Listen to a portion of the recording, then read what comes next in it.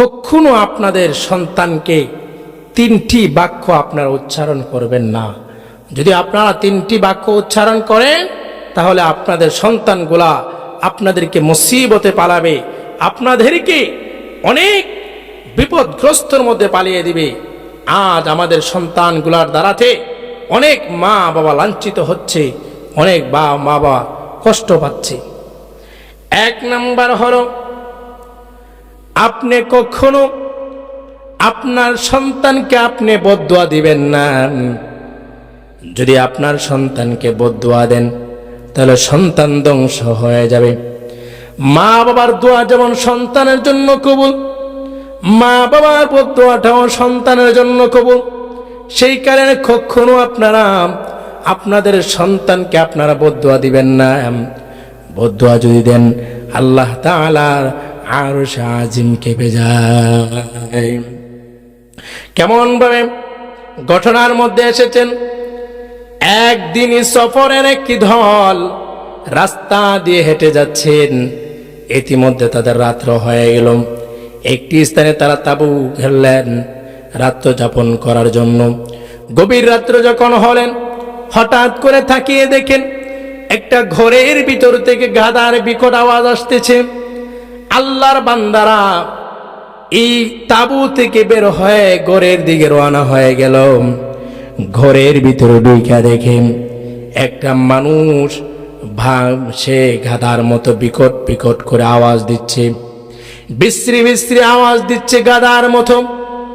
প্রিয় হাজিরিন, জানেন গাধার আওয়াজটা অনেক বিশ্রী। এই গাধার আওয়াজে মানুষটা চিৎকার করতেছে। যা বলল, ভাই কেন আপনি গাধার মতো চিৎকার করতেছেন? পাশে দেখে একটা মা বসে আছে। ওই মা ডাক দিয়ে বলতেছে, এটা আমার সন্তানের পাপের ফসল। কেমন ভাবে পাপের ফসল? শুনো বাবাজি নাম, আমার সন্তান আমাকে উঠতে বসতে সব সময় আমাকে গাদি গাদি বলে আমাকে গালি দেয়। উঠতে বসে গালি, বসতে বলে গালি, খাবারে গেলে গালি দেয়, গাদি গাদি বলে গালি দেয়। এই গালিটা আমার বরদাস্ত হই না। আমি একদিন আল্লাহর কাছে বললাম, রব্বুল আলামিন, আমার সন্তান আমাকে গাদি বলে আমাকে গালি দেয়, আপনি আমার সন্তানকেও গাধার মতো বানিয়ে দেন। এই কথা বলার পর থেকে আমার সন্তানের আওয়াজ এবার তো হয়ে গেল, সে গাধার মতো আওয়াজ দিতে আরম্ভ করলো। তাহলে আমরা কখনো আমাদের সন্তানকে আমরা বদদুয়া দিব না। অনেকে আছে, মা বোনরা আছে, সন্তানকে গালি দেয় যে তুই ধ্বংস হয়ে যা, তোর পা লোলা হয়ে যা, তোর পা তুই আতুর হয়ে যা, তোর হাত যেন ভেঙে যায়, তুই মরে যা, এই বলে গালি দেয়। কিন্তু আপনি যে বদদুয়া দিচ্ছেন এটাও কিন্তু আল্লাহর দরবারে কবুল হয়ে যাবে। আপনি অন্তর দিয়ে না বললেও আপনি যদি হাসি ঠাট্টা করে বলেন, তারপর আপনার সন্তানের জন্য এই বদদুয়াটা আল্লাহ তাআলার কাছে কবুল হয়ে যাবে। দেখবেন আপনি এই বদদুয়ার কারণে হঠাৎ করে একদিন দেখবেন আপনার সন্তান গাড়ি অ্যাক্সিডেন্ট করে ফেলেছে, দেখবেন হাত চলে গিয়েছে, না হয় পা চলে গিয়েছে, না হয় মাথা ভেঙে গিয়েছে, তার শরীর চূর্ণ বিচূর্ণ হয়ে গেছে, তখন আর খুঁজে পাবেন না। সেই কারণে বলছি, সন্তানকে কখনো বদদুয়া দিবেন না।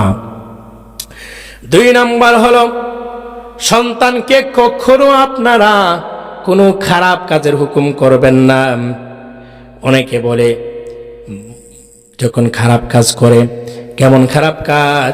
সন্তান যখন বড় হয়, একটু বড় তো হয়, তখন মা এবং বাবা, বেশিরভাগ বাবারা আছে, যায় বলে আমার জন্য একটু বিড়ি আনো, আমার জন্য সিগারেট আনো, এইগুলো আনায় অভ্যস্ত করে, এই কাজগুলো করে সন্তানকে ধ্বংস করে।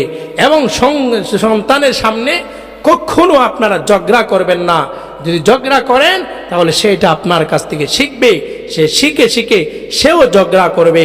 যাই আপনি যদি ঝগড়া করেন, স্বামী আর স্ত্রী ঝগড়া করেন, আপনার সন্তান যদি আপনার সামনে দাঁড়িয়ে থাকে আর আপনি যদি বলেন, হ্যাঁ কি ভালো ছিলেন আপনি, বিড়ি খান, এই খান সেই খান, আবার বাবা বলবে মাকে, হ্যাঁ তুমি কে ভালো ছিলে, এটাও আমি জানি, এই নিয়ে কথোপকথন যদি করেন, আপনার সন্তান যদি শুনে, সেও একদিন আপনার সে কথা শুনে, কটু বাক্য শুনে, সেও খারাপের দিকে এগিয়ে যাবে। আমরা কখনো এটা করব না।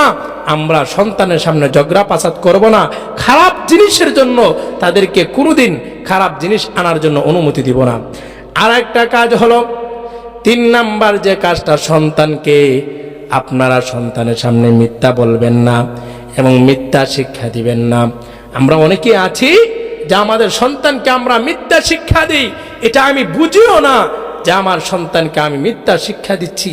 কেমন ভাবে মনে করেন কোনো মানুষ আপনাকে বলল যে মুখ ঘরে আছে, আপনি শুনিও আপনার সন্তানকে বললেন, তুমি বলে দাও যে এটা তোমার বাবা ঘরে নাই, এটা মিথ্যা হয়ে গেল। আপনি অনেক কাজ আছে এমন ধরনের মিথ্যা, অনেক কাজ আছে আপনি যদি বলে দেন তাহলে আপনার সন্তান মিথ্যা শিখলো, কিন্তু আপনি নিজেও বুঝেন না যে আপনার সন্তান মিথ্যা শিখতেছে।